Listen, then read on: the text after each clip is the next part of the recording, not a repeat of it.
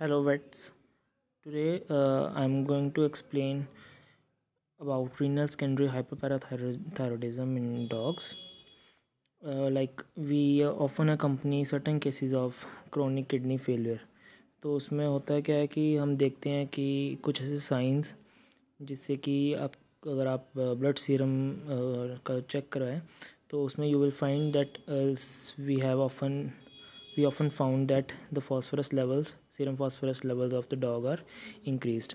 So how this happens, I am going to explain the pathogenesis of renal secondary hyperparathyroidism today. So first of all, we will look what parathyroid gland it is and what does it do. So parathyroid gland is an endocrine gland which is found on the posterior side of the thyroid gland, and it has mainly a function of increasing the calcium levels of the body.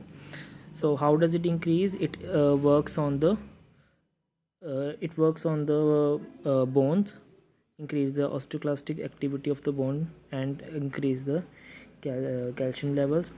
Plus ये एक और काम करता है कि kidneys में इसका ये काम होता है कि ये कैल्शियम की एक्सक्रीशन है वो कम करता है और फॉस्फोरस की जो एक्सक्रीशन है वो बढ़ा देता है. अब आपको क्या हुआ है कि और तीसरी चीज़ एक और काम करता है कि vitamin D we can also consider कि ये they are like father and son. तो पैराथायरॉयड हार्मोन करता क्या है बेसिकली, जो हमारा इनएक्टिवेटेड विटामिन डी होता है 25 hydroxy cholecalciferol. So PTH works on 1 alpha hydroxylase जो कि हेल्प रिक्वायर होता है 25 हाइड्रोक्सी कोलिकैल्सिफेरॉल को 125 हाइड्रोक्सी कोलिकैल्सिफेरॉल और कैल्सिट्रायोल जो हमारी एक्टिवेटेड फॉर्म है विटामिन डी की उसको बनाने में. तो पीटीएच का बहुत इंपॉर्टेंट रोल होता है कि वो विटामिन डी बनाए. फर्दर ये विटामिन डी क्या करता है, ये विटामिन डी इंटेस्टाइन पे जाके काम करेगा और वहाँ से कैल्शियम को एब्जॉर्ब करेगा. तो एट द एंड हो क्या रहा है, हमारी बॉडी में कैल्शियम का लेवल बढ़ रहा है. ये नॉर्मल फंक्शन होता है पैराथायरॉयड हार्मोन का. अब हमारे पास केस है, एक डॉग है जिसका किडनी फेलियर है, क्रोनिक किडनी फेलियर है. तो उसमें होता क्या है कि जो कैल्शियम है उसका एक्सक्रीशन बढ़ जाता है और फॉस्फोरस रिटेन होना शुरू हो जाता है बॉडी में. तो अब फॉस्फोरस रिटेन होगा तो उससे क्या होगा, फॉस्फोरस रिटेन होता है तो ये क्या अल्टीमेटली ब्लड में जाएगा, ब्लड वेसल्स में जाएगा. वहाँ पर होता है इसका जो हमारे फ्री आयन कैल्शियम होता है ये उसके साथ बाइंड होकर कैल्शियम फॉस्फेट बना देता है.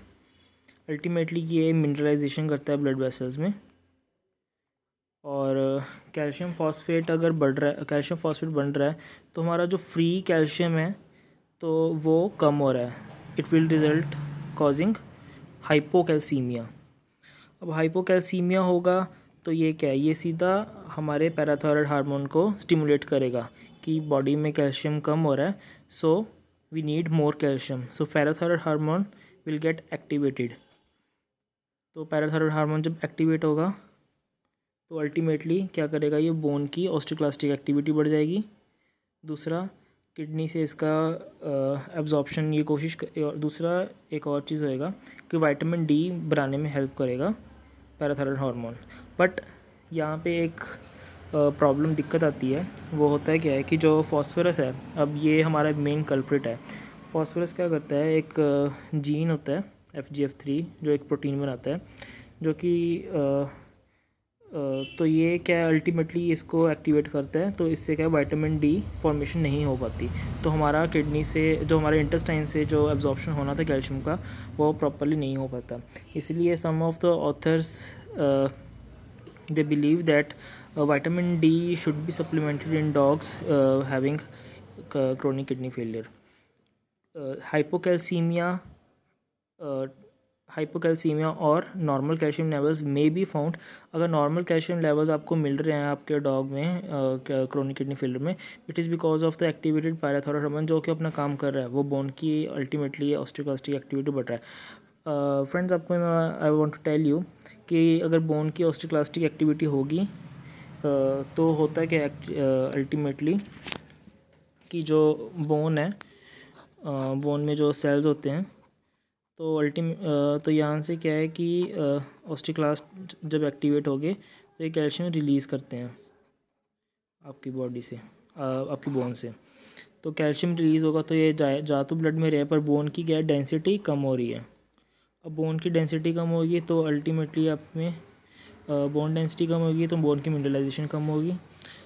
उससे आप देखोगे कई डॉग्स में आपको हमें रबरी जॉ वगैरह मिलता है, बिकॉज जहाँ पे ये ऑस्टियोक्लास्टिक एक्टिविटी ज़्यादा होती है, जैसे फ्लैट बोन्स होगी, जैसे मैंडिबल की कोई बोन होगी, तो वहाँ पे ये ज़्यादा इफ़ेक्ट करता है। इसलिए हम कई डॉग्स में ये साइन मिलता है रबरी जॉ का। एंड तो इसका ट्रीटमेंट वाइज हमें ये ध्यान रखना है कि जब भी हम अपना डॉग को ट्रीट कर रहे हैं for kidney failure, chronic kidney failure, तो उसमें हम विटामिन डी का सप्लीमेंटेशन ज़रूर दें और फॉस्फेट बाइंडर्स ज़रूर दें।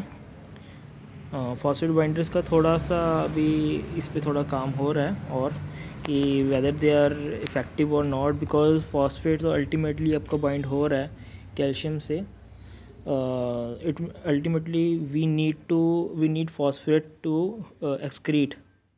बाइंड करने से अगर हम उसको इंटेस्टाइन में बढ़ा रहे हैं तो इंटेस्टाइन ही अल्टीमेट एक सोर्स बचता है कि जिससे वो एक्सक्रीट आउट हो जाए, अदरवाइज़ और कोई सोर्स नहीं है। किडनीज वो काम नहीं कर पाएंगी अगर वो किडनी फेलियर, अगर उसमें उसके पेरेंकाइमा में बहुत ज़्यादा चेंज आ गया है तो फॉस्फोरस का एक्सक्रीशन किडनी से पॉसिबल नहीं है, तो हमें कोई दूसरा वे देखना पड़ेगा। तो और दूसरी चीज़ है, हमें अपने पेशेंट में कैल्शियम लेवल्स का केयर करनी चाहिए। अगर हाइपोकैल्सीमिया है तो हाइपोकैल्सीमिया और नॉर्मल कैल्सीमिया हमें मिल सकता है, पर ये ultimately it is due to, अगर नॉर्मल कैल्सीमिया मिल रहा है तो it is due to the parathyroid hormone, not just कि हमारा जो एक्चुअल लेवल ऑफ कैल्शियम है वो नॉर्मल है बॉडी में। So that's all friends, I hope आपको अंडरस्टूड हुआ ये concept. So thank you and bye bye.